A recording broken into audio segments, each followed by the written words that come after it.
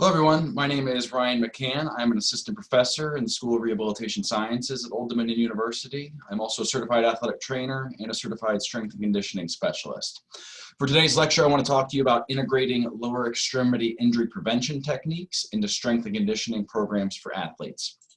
Primary objectives of this talk are for you listeners to be able to describe some neuromechanical risk factors for common lower extremity injuries, explain potential benefits of injury prevention training to sports performance, select preventative neuromuscular training exercises for inclusion in strength and conditioning programs, and provide augmented feedback techniques designed to correct neuromechanical deficiencies. So as I'm going through this talk, there's a couple of different lower extremity injuries I'm going to talk about. And the main reason I focus on these two is, number one, they're very common. Number two, they wind up having a lot of long-term dysfunction associated with them. But then also, there's a lot of research done on these two injuries. That does not mean that this information is not applicable to other lower extremity injuries, but because the main sources of information have focused on these are going to be what I focus on as well. And those two injuries that we'll look at are going to be your basic lateral or inversion ankle sprain, like you see here, or an ACL tear that we commonly see in the knees of athletes. So again, these are two joints and two injuries that we'll focus on. It doesn't mean that this information is not applicable to other lower extremity injuries. So as we're going through and trying to decide how we can prevent some of these injuries from occurring, one of the things I want to focus on is what are the risk factors for these injuries. So for example, if we look at an ankle sprain, is there anything that predisposes an athlete to having an ankle sprain? Anything we can look at that would clue us in that this individual is going to sprain that ankle? Well, there are a few things. The most common, the most effective one being a previous ankle sprain. This has consistently been the most effective way to predict whether or not an athlete will have a subsequent ankle sprain. Now, the problem with that is that a previous ankle sprain isn't really a modifiable risk factor. We would like to look at something that we can potentially change, and an athlete's injury history is something that we cannot change. So next to previous ankle sprain, the next best thing is going to be poor balance or poor postural control. So if an athlete has poor postural control, their propensity for having an ankle sprain is going to be much higher. So for example, if this guy lost his balance and fell off of that high wire, he would probably have a pretty bad ankle sprain. Okay, so kind of building on that, if we look at ankle sprain injury prevention programs, we know that those that focus on balance training can actually reduce ankle sprain injury rates anywhere from 60 to 85%. So we can have this huge impact on the injury rates. We also know that we can correct those balance deficits. We see that balance training, as you might expect, would actually improve their ability to maintain their posture. We're actually able to see some of these benefits by doing as little as 5 minutes of balance training a day for just 2 days a week for at least 6 weeks. Doing it that little amount of time can actually have significant effects on both balance performance and on your ankle sprain injury rates. Now, looking at ACL injury risk factors, these tend to be a little bit more multifaceted. And a couple of the main things that we look at for ACL injury risk factors, number one is going to be our ability to effectively decelerate the body.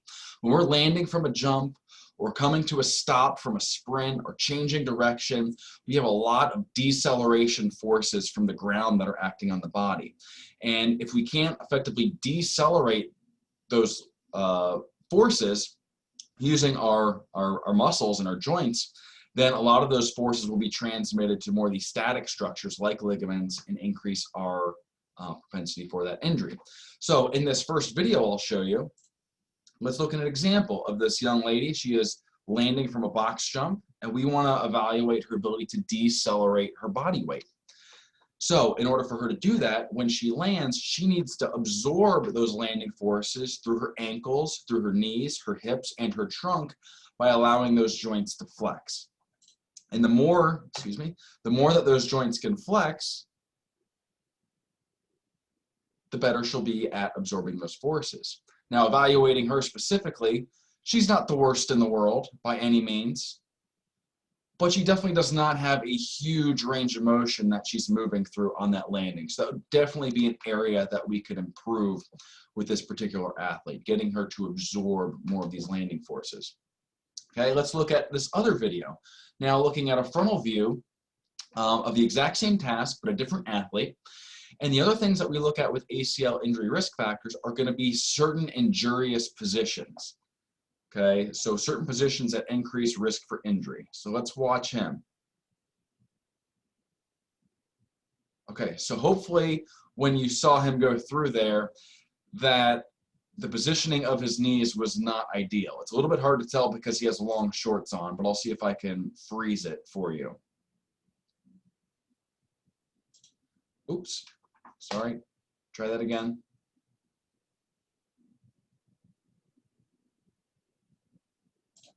There we go. Okay, so here we go at about the peak depth of his landing, and this is where the front of his right knee is. Here is the front of his hip, here's his ankle, so we have this huge inward bowing of that knee, and that is a position that we call knee valgus, or knee abduction. I'll probably just call it knee valgus for the duration of this talk. This landing position, whether it's landing from a jump or cutting, any type of deceleration movement, if we are loading the knee in this valgus position, we are putting an incredible amount of strain on the ACL, and this is putting us at huge risk for having an ACL injury. So this is definitely a position we want to avoid. And we'll talk about strategies that we can use in order to avoid that.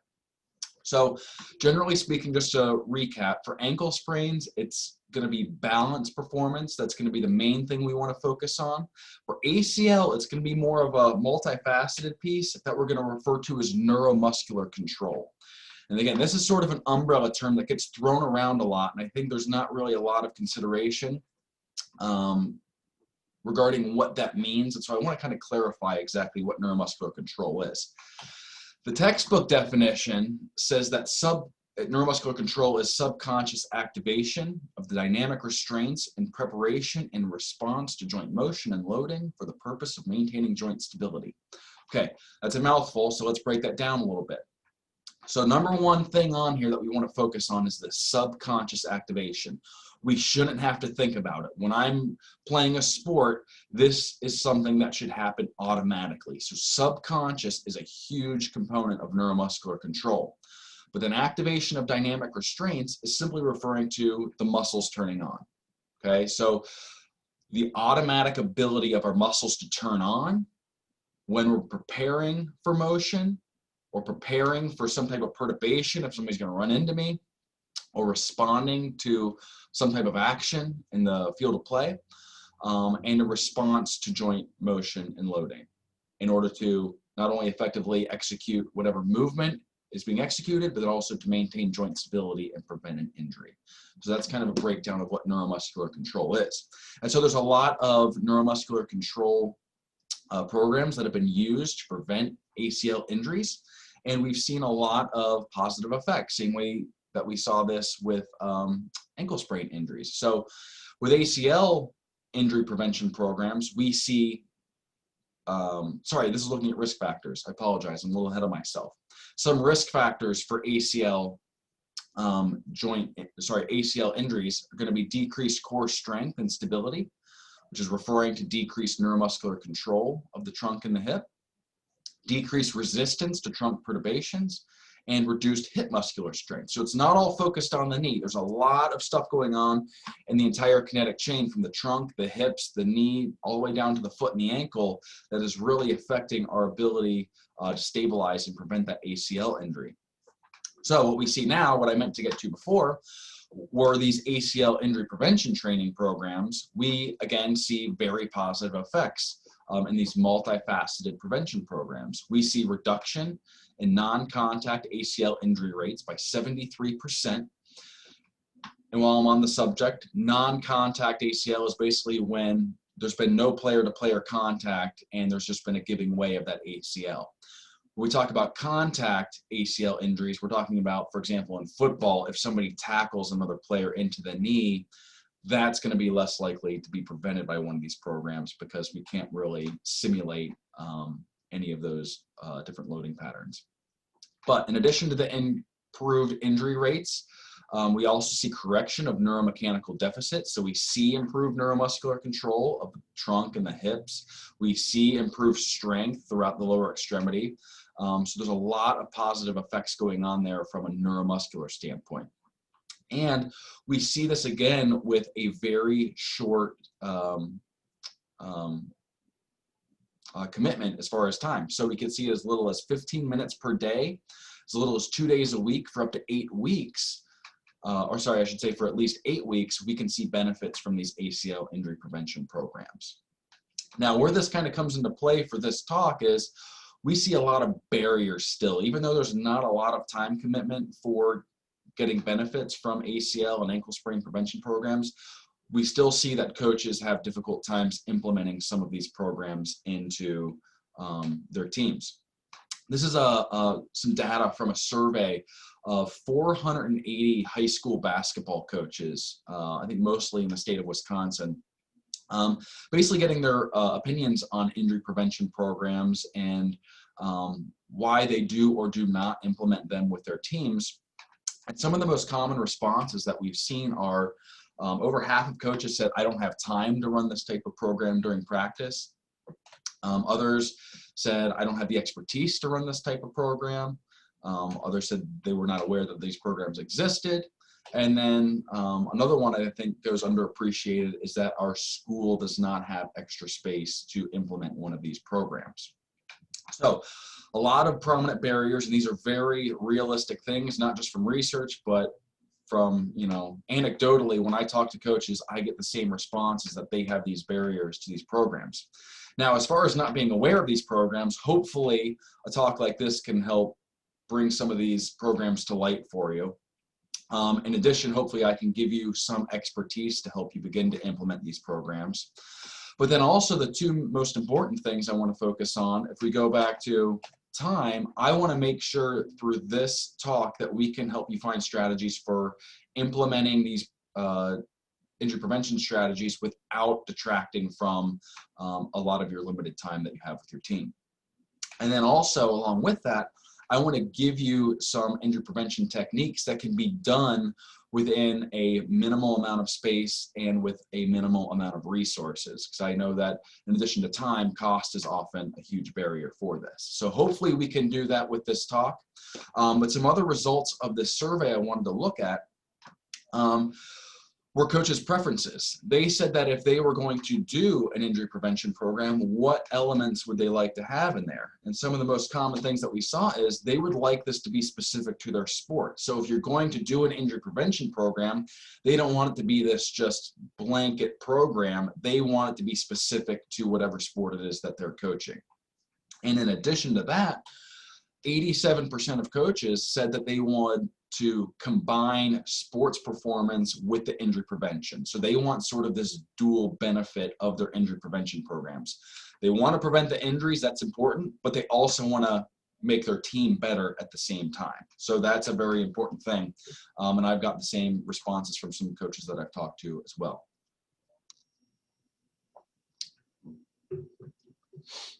So what I want to propose with this talk is how we can sort of combine these two components of injury prevention and sports performance. And in order to effectively do so, what I really want to look at is a typical one-year periodization training model. And in this particular example, you can see the entire calendar year across the bottom timeline here.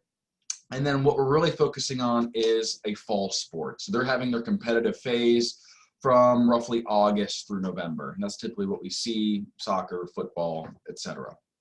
But this can also be applied to other sports of other seasons. So not just limited to fall sports. This is just an example. And we know through some of the things we've looked at before that we are limited during our competitive phase. Obviously, coaches want to focus on fundamentals of their sport. They want to focus on strategy of their sport during this time. And so building in time for injury prevention isn't always ideal here, but what I propose is that we can implement a lot of these injury prevention programs in more of the preparatory phase or this off season when a lot of the strength and conditioning is being done with these athletes. I think a lot of the strength and conditioning and the injury prevention components can be sort of melded together. So a couple questions about this is, where in the preparatory phase or the off season should injury prevention be implemented, and how much time should it be implemented for? So I want to draw your attention to this study that was done several years ago regarding retention of the effects of an injury prevention program. In this particular study, they used youth soccer athletes ages 11 to 17 years old, and they participated in an ACL injury prevention program. Now, half of the participants were in a short duration program lasting 3 months, and the other half were in a 9-month program, so an extended duration. And before and after each program, all of these research subjects underwent testing in what's called the landing error scoring system. So that is the test that we actually looked at in the 2 videos of the athletes landing from a jump. And there's certain criteria that they look at to determine the performance of that jump landing and risk for injury. So they tested it before the injury prevention program, after the injury prevention program, and then waited another 3 months without any training and retested again. And they found some interesting things here. So on the x-axis here, you'll see the time. So here, starting with the pre-test, and then on the y-axis, you'll see these landing error scoring system scores, with a lower score actually equating to better performance. So we want our athletes to have a lower score.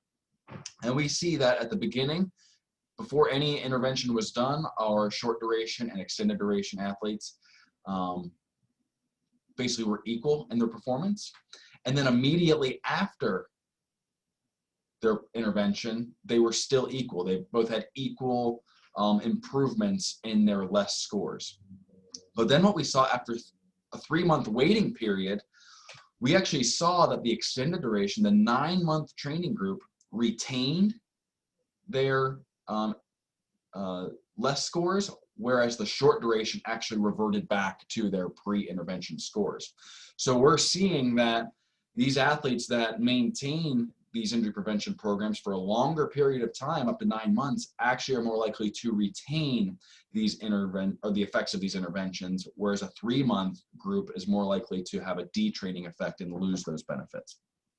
So what we look at then for our preparatory phase is, if we try to implement an injury prevention program, a few weeks or a few months leading up to the regular season, it's likely that the benefits of a shorter duration period are not going to last the entire duration of a competitive season, which is when we're going to need those benefits to come into play. What we see is that these injury prevention programs likely need to be peppered in throughout the span of the entire off season, and that will be more likely to give them a preventative effect once they reach the competitive season.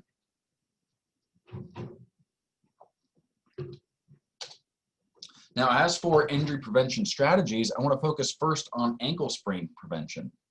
And what we said before, the big risk factor for ankle sprains was balance performance or reduced balance performance. So for injury prevention of ankle sprains, we are going to focus on balance performance. And there's a lot of different ways that we can do this.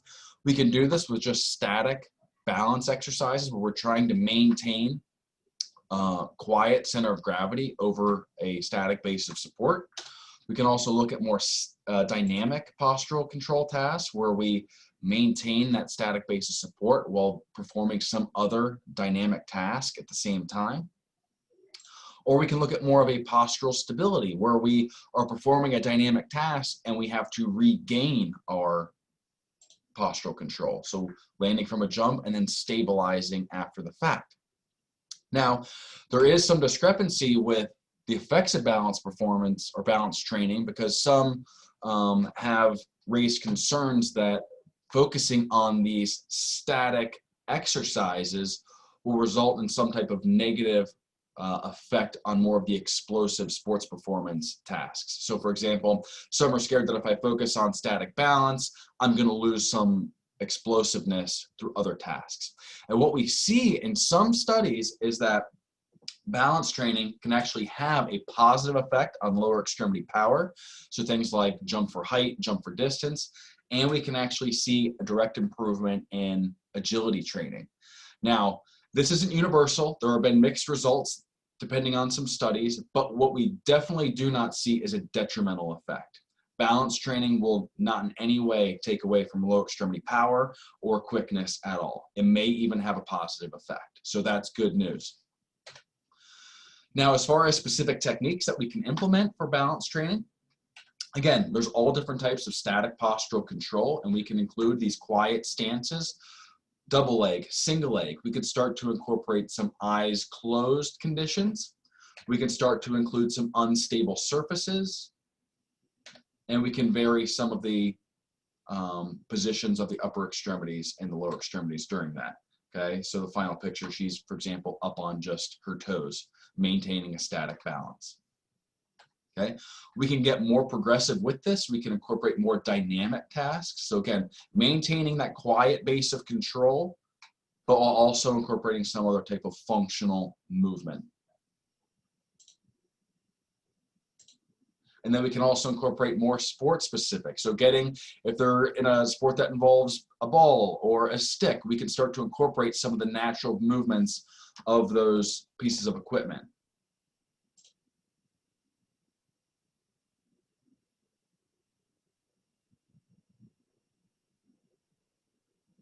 Okay, so we get some extra upper extremity movements here, focusing on some volleyball drills, and then we can also get some lower extremity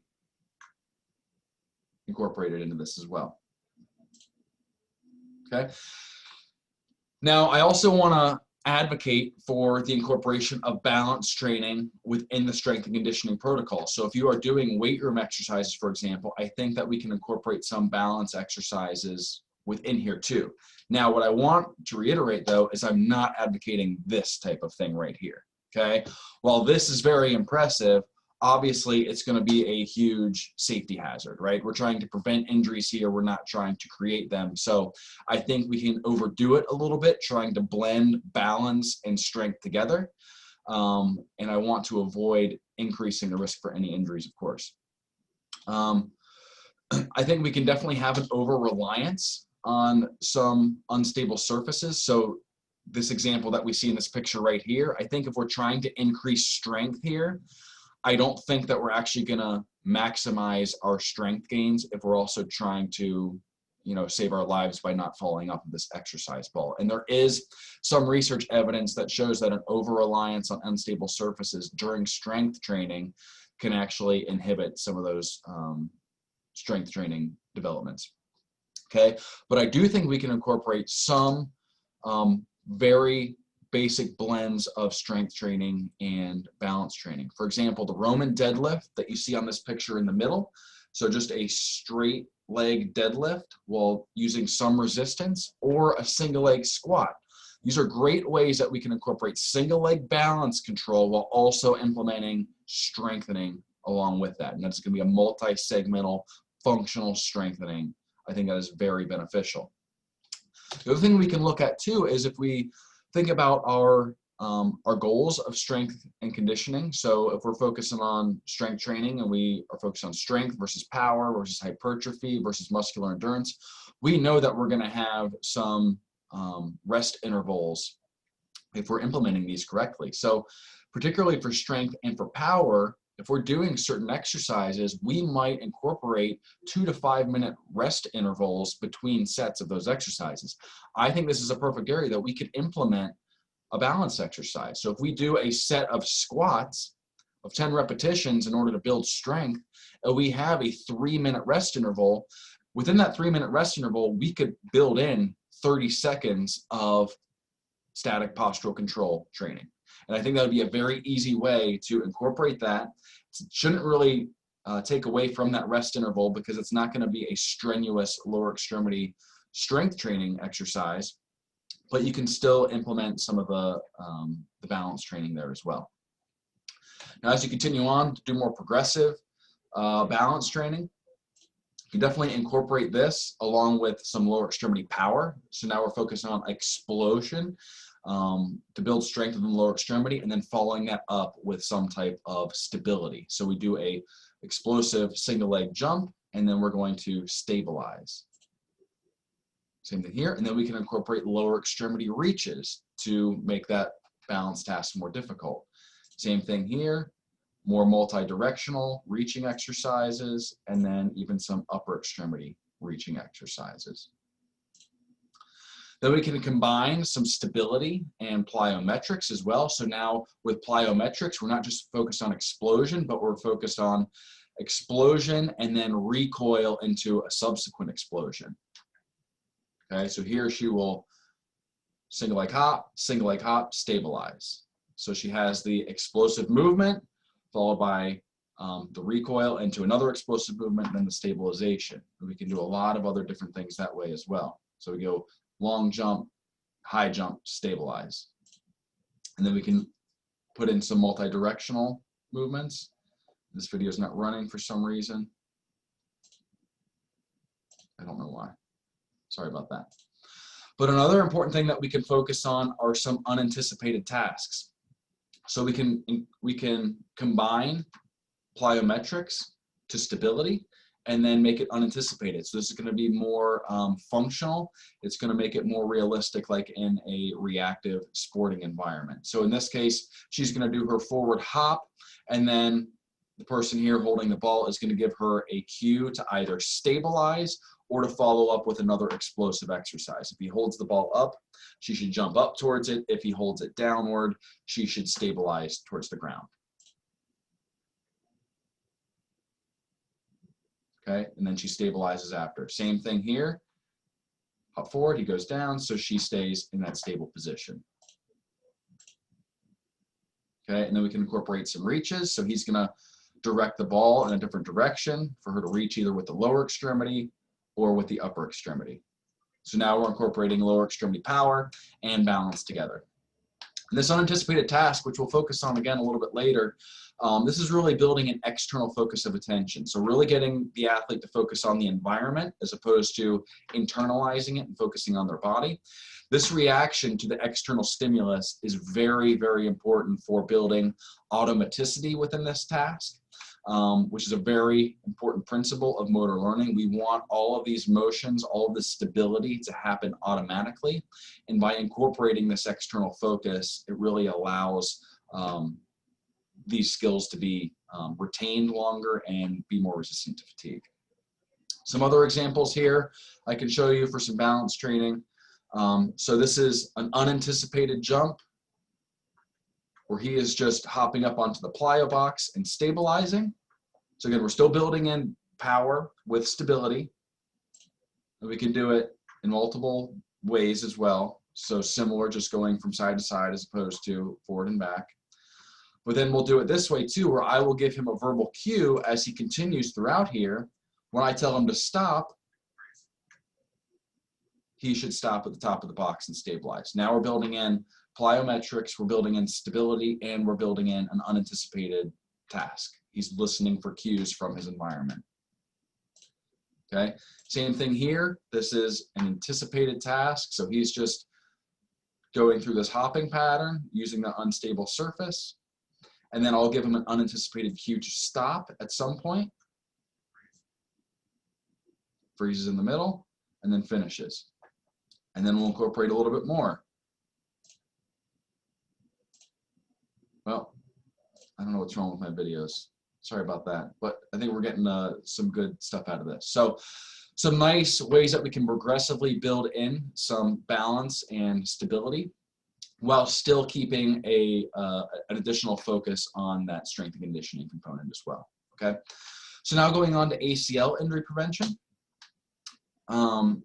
Again, the focuses of ACL and ankle sprain are going to be a little bit different. ACL injury prevention, it's going to have some more multifaceted goals. So you see a lot of muscular strength, core stability, power, agility, balance. focus on that global neuromuscular control, and then incorporating more of these specific feedback components in order to improve their movement patterns. The nice thing that we see here is that a lot of the goals of ACL injury prevention are going to overlap with our goals of strength and conditioning. We want to improve muscular strength, endurance, power, aerobic capacity, agility, speed, flexibility, and body composition. And a lot of these can be built in with our ACL injury prevention programs. Okay, so again, our ACL injury prevention goals, we're going to want to be able to decelerate the body. So we want to focus on a lot of movement at the ankles, the knees, the hips, the trunk, while doing things like landing from a jump, doing things like changing direction, stopping in the middle of a sprint. Okay, all these are important tasks in which ACL injuries commonly occur. So if we can decelerate those forces more effectively, it should reduce our risk for injury. We also want to focus on our body position. So if we look at these two single leg squat positions right here, we can see really nice alignment with the picture on the left. Okay, so you can see a nice straight leg alignment. You see level hips here. You can see a centered torso as well. Whereas if we look at the picture on the left, our hips are going to be malaligned. We see this big valgus load in the knee, and we see that the trunk is a little bit off-centered as well. So there's a lot of problems going on here contributing to her lack of control at the knee. So in order to both improve our deceleration and to improve our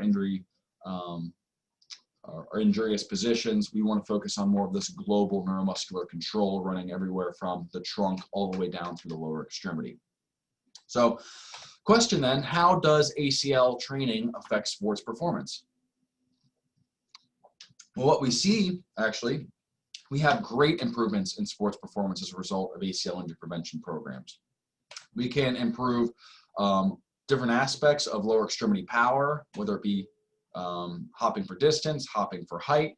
We can see improvements in lower extremity strength, and we can see improvements in sprinting speed.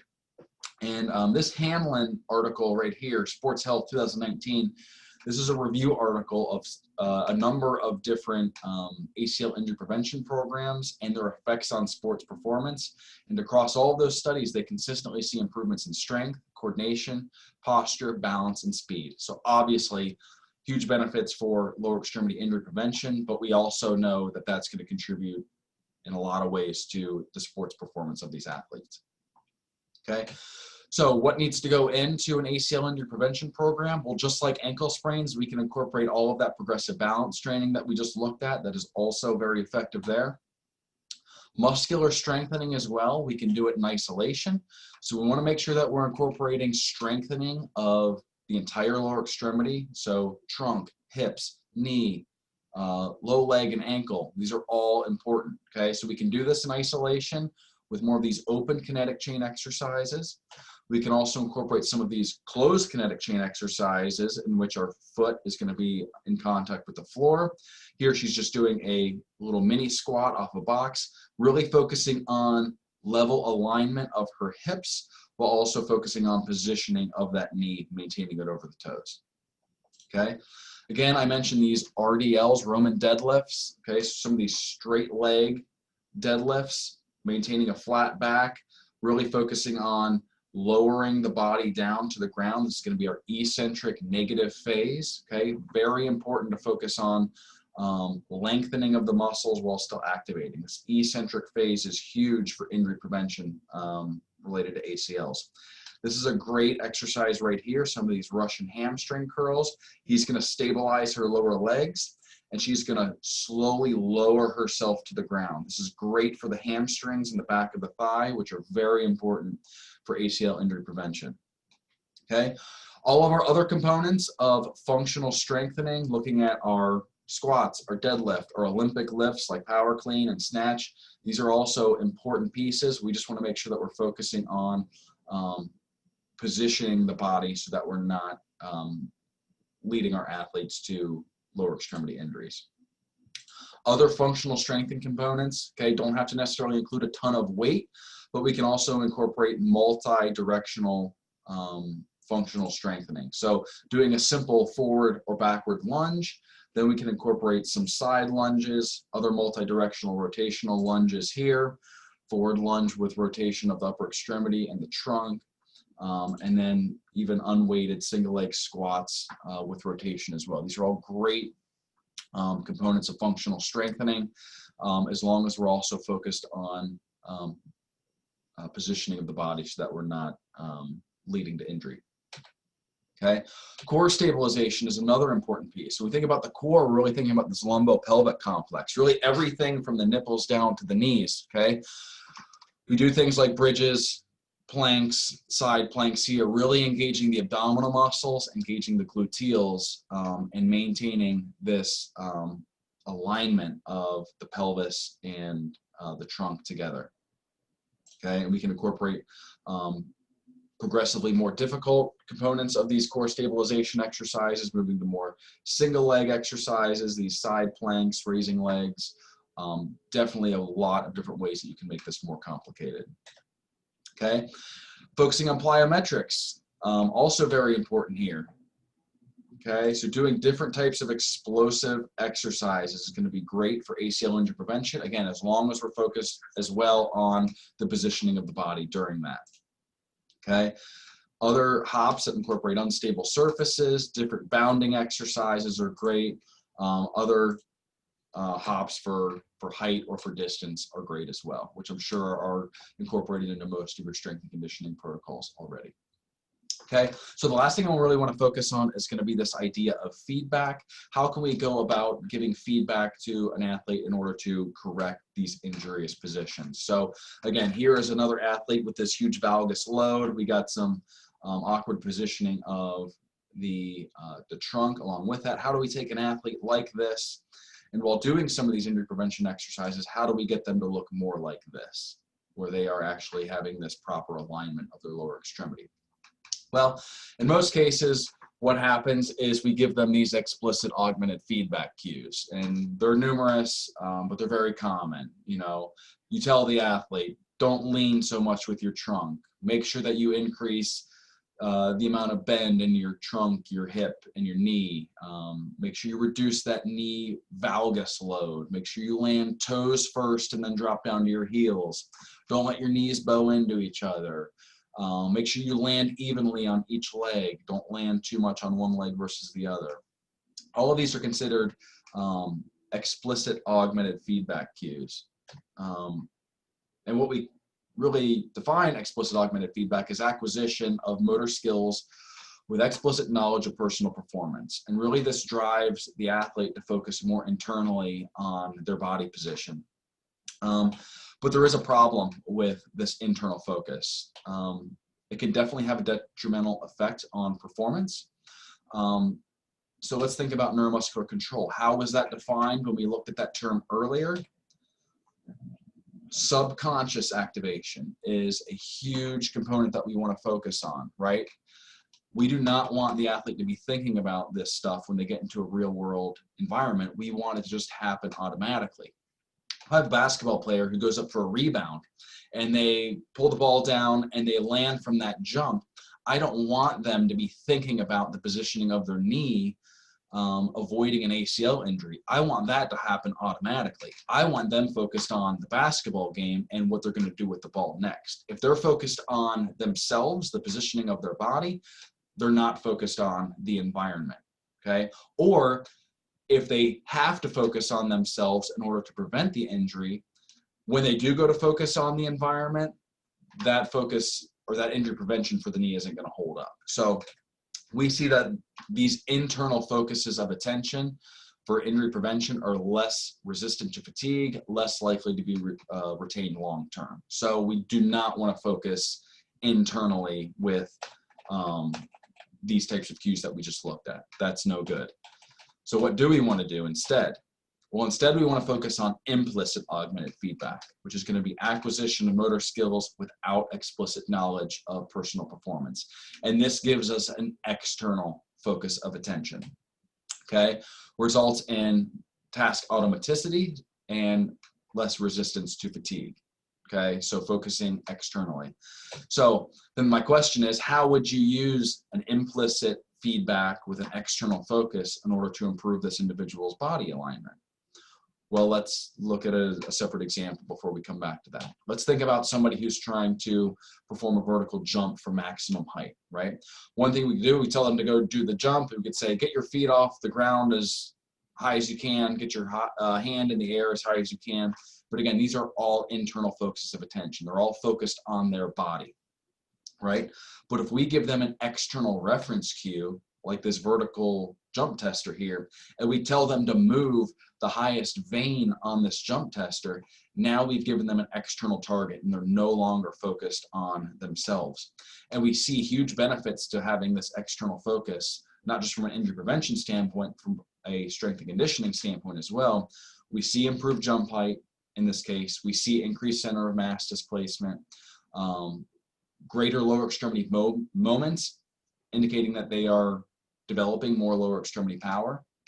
And we also see less activation of the muscles in order to accomplish this. So they're actually using less energy from their muscles in order to obtain a better result. So this is definitely a huge benefit to any type of sports performance or strength and conditioning or injury prevention training that we're doing. So think about an implicit cue then, if we're trying to do this for injury prevention. If this individual is landing from a task here and she has a very stiff landing, very straight leg, one thing we can do is an auditory cue. So you probably couldn't hear that from that video, but when she landed with a really heavy thud. So one thing we can do is tell athletes to land much more softly. Okay, so using the sound from the environment in order to influence how they land. And there's been evidence that when they do that, they can land with a softer landing. So they'll bend their knees more, they'll bend their hips more. That's what that other video would have shown. If it would have played, I apologize for that, but I think the point has been made. Other things we can do with implicit augmented feedback. This athlete right here is landing from a single leg jump or doing a single leg squat, and we can see that huge valgus load. Well, the explicit cue would be to tell her to quit making her knee bow in. But again, we want to avoid that internalizing cue, so we need an external reference point, right? Well, we can use simple cone in order to do that. Now, instead of directing her knee over her toes, I'm telling her to direct her knee towards the cone, and that is going to correct that malpositioning of the lower body, okay? What if we're doing a balancing task? She's standing on this unstable surface, trying to maintain her alignment. An internalized cue would tell her to stop moving her foot so much. But if we want to externalize that, we could put another object in her hand and tell her to maintain the stability of that dowel in her hand. And now we've externalized that cue. Other things that we can do, on the left-hand side, you could see him. He's trying to do a little kettlebell squat. He's really trying to make it look bad. His knees are bowed in. He's up on his toes. He's really not flexing his hips or his knees the way he should be. So how can we help give him feedback there? Well, number one, we could take the weight out of his hands so he could focus more on positioning of his body and the proper technique. But also what we can do, we can add some sort of tactile feedback in which we have this resistance band around his knees, which cues him to push outward. And then we can also use this chair as a reference point in order to correct the positioning of his trunk and his hips. If we look at a landing, okay, so maybe somebody, oh, my videos have stopped working, I apologize. In this particular video, you would land from this jump and you land with a very narrow base of support, right? So an external cue, we want him to widen his base of support. We can actually put reference marks down on the floor in order to help him improve his landing positioning. Okay, something's going on with my videos. I apologize. I don't know why this is happening. If you have questions about that, you can feel free to email me. I can hopefully get you some more examples of that if you need to. But I think we are reaching the end here. In general, the summary of this presentation, lower extremity injury prevention programs do exist, and they are very effective. And I think there are ways that we can efficiently integrate some of these prevention strategies into our strength and conditioning programs. And hopefully, they'll have some type of positive effect on sports performance. And I think that we have some evidence that it will. Again, if you have questions about any of this information, please feel free to email me. I'm happy to have a little bit of back and forth with you. I can give you any references that I already have. We could talk about other strategies. So hope you have a great day, and I hope to hear from you soon.